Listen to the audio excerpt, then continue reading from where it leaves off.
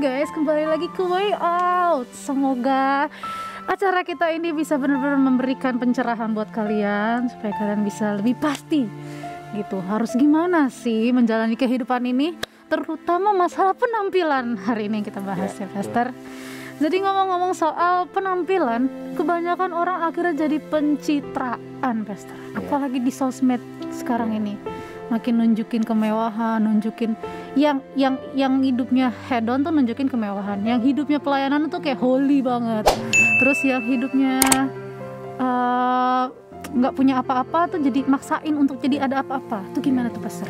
Jadi semua kayaknya personal branding ya. Iya, personal branding, betul. Udah kayak artis ya. Iya sih, makanya jebakan Batman-nya adalah ketika kita nggak berhasil apa adanya, sehingga ini yang dikhawatirkan. Kita hidup dalam dua identitas. Identitas pas lagi bersosial media dengan segala kehebohannya, dan identitas ketika kita tidak bersosial media. Identitas ketika kita di dunia pelayanan, dan identitas ketika kita sedang sendirian di kamar kita. Capek sih itu pasti. Iya, jadi kita harus memunculkan topeng-topeng untuk memuaskan orang lain dan batin kita sendiri, sehingga kita tanpa disadari mengkoleksi banyak topeng. Oke guys, nyanyi dulu. Buka dulu topengmu.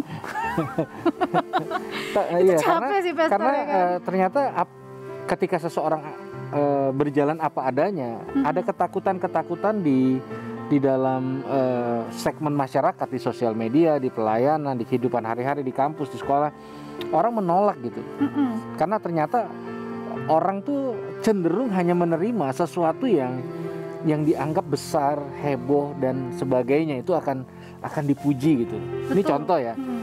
Kita kan ketika rekaman ini diambil ya, bangsa ini sedang dihebohkan dengan 2 orang anak bangsa yang memenangkan medali emas. Yes, betul dong. Itu kan seketika seluruh bangsa Indonesia lupa akan COVID sementara sekian waktu. Seketika semua kompak. Heboh kan? Lupa pemilihan presiden kemarin. Nah, ya dunia hanya memberi penghargaan kepada sang juara. Sang juara, iya. Tidak pada sang pecundang. Nggak ada penghargaan untuk orang yang nggak naik kelas. Iya. Nggak ada penghargaan untuk pecandu narkoba yang gagal-gagal, nggak ada. Sehingga orang tidak merasa sebuah rasa berharga ketika tidak ada di podium-podium spotlight tertentu. Yes, betul. Nah, sedangkan Tuhan, Dia menghargai dan mencintai kita bukan karena kita berhasil atau enggak, bukan karena kita baik, tapi karena Dia baik gitu. Makanya kita perlu banget spotlight cintanya Tuhan, karena Dia mencintai apa adanya. Kita tidak perlu menaikkan jam doa kita supaya Dia makin cinta gitu. Jadi, Dia udah cinta, dan makanya ini yang sangat saya suka ketika hidup bertuhan. Dia first audience saya. Ketika saya posting sesuatu, ya Dia audiens pertamanya tanpa Tuhan orang yang lain. baca, Iya. ya.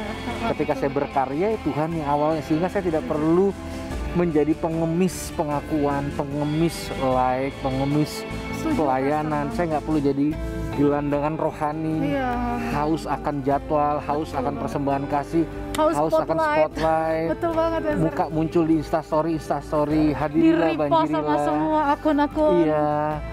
Gitu, rohani. Wih, keren. Ini nggak perlu. Iya, nggak perlu dan gitu itu ya. membuat aman, mau kita di atas, mau kita di tengah, maupun kita di bawah. Karena dulu pengalaman pribadi aku, Pastor, sebagai seorang artis itu kan image-nya glamor, pasti kan punya mobil mewah, rumah mewah. Sedangkan aku tuh mobil aja saat itu tuh masih ya standar lah, menengah gitu, pun cicilan gitu ya, rumah juga cicilan gitu. Sampai aku pernah diginin sama ada salah satu petinggi lah, dia ngomong gini, apa namanya, kamu sombong sok. Saya berusaha untuk tetap idealis, tapi saya direndahkan, ya kan gitu. Terus tapi begitu saya punya rezeki dikit dari Tuhan nih gitu kan, orang curiganya saya jual diri. Makanya saya bingung gitu kan, menyikapinya gimana ya Pastor, sama orang-orang yang kayak gitu gitu. Jadi gini, ini penting nih teman-teman, perhatikan baik-baik. Karena waktu orang kehilangan poin ini, banyak orang kehilangan hal penting dalam hidupnya.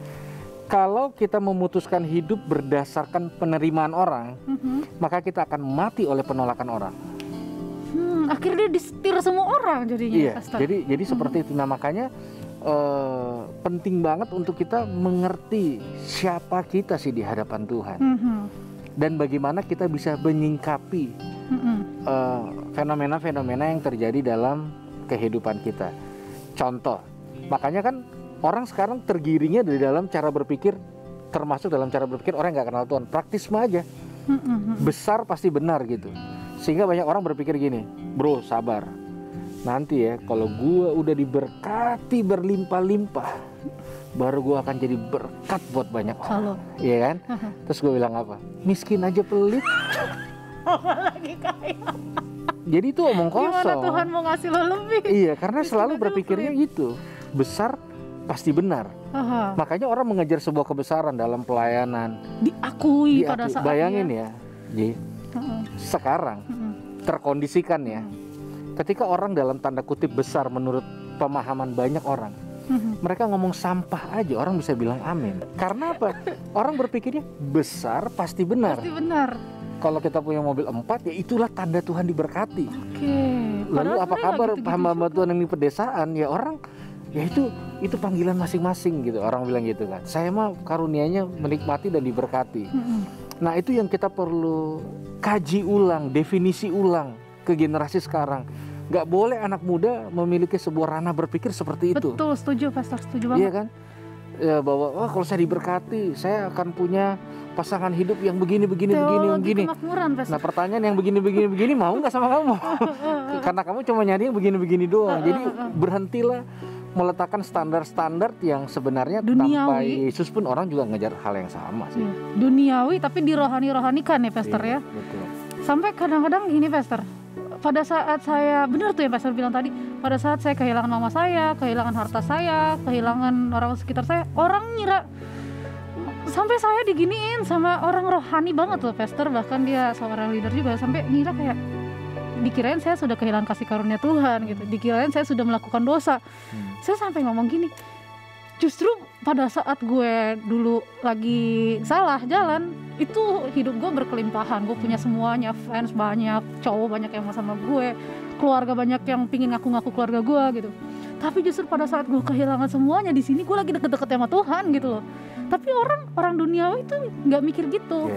Bahkan orang rohani pun juga di pelayanan banyak yang judgement Pastor. Banyak yang kayak, lu berarti lu udah kehilangan kasih karunia Tuhan, berarti lu habis ngakuin dosa lu ya. Gimana itu Pastor? Iya makanya gini, ini salah set tuh. Ini pemikiran saya bahwa ini secara khusus saya sampaikan buat teman-teman yang wanita nih, cewek nih ya. Ya nanti kalau lo rasa gimana silakan klarifikasi. Setiap wanita itu diletakkan Tuhan persis di balik hatinya Tuhan. Kenapa? Supaya setiap ada laki-laki yang mau mendapatkan hati wanita tersebut harus menemukan hati Tuhan dulu. Baru boleh mendapatkan hati wanita tersebut. Jadi standarnya ada di mana? Ada di Tuhan. Ada di Tuhan. Bukan berlomba untuk personal branding. Gue punya mobil ini, gue tahu itu, gue punya ini, gue punya itu. Itu nggak ada salahnya. Tapi akan jadi jebakan Batman ketika kita hanya tampil membawa itu aja. Ya sekarang kan gitu. Lu kerja aja setinggi-tingginya, lu kuliah di luar negeri kalau bisa, terus lu balik lu tanya, Indonesia berani bayar gue berapa sih? Lu tinggal nunjuk orang cewek ngantri. Asik. Tapi kan itu yang orang pikirkan. Iya betul. Rohani ya tinggal dikulik-kulik dikit lah. Aksesoris apa semua orang juga bisa gitu. Iya betul. Iya kan? Nah, tapi apakah kita mau bermain di standar itu aja? Mana nilai-nilai sakral dalam hubungan, dalam pernikahan? Makanya cara dan budaya seperti itu harus dibenturkan dengan cara dan budaya kerajaan Allah yang sebenarnya untuk menyelamatkan kehidupan kita sendiri. Bahwa besar belum tentu benar. Tapi itu kan yang Alkitab mau ya Pastor. Tapi kebanyakan gereja pun sekarang melakukan itu Pastor. Judgment, bahkan mereka jujur ya, banyak mengundang-undang artis yang kelihatannya wah banget gitu untuk kesaksian gitu, terus atau enggak pendeta-pendeta yang wah untuk jadi pembawa firman. Padahal sebenarnya kadang kalau kita melihat dari kehidupannya sebenarnya kurang alkitabiah gitu. Jadi aku gimana ya Pastor? Gimana ya? Kadang-kadang jadi kayak lebih untuk mencari umat gitu, supaya enak terdengarnya firman. Itu gimana tuh Pastor? Karena itu banyak datang di pelayanan sendiri. Iya. Jadi gini, itu yang saya bilang tadi Ji, besar pasti benar. Gini lah, ngobrol sama-sama pendeta lah.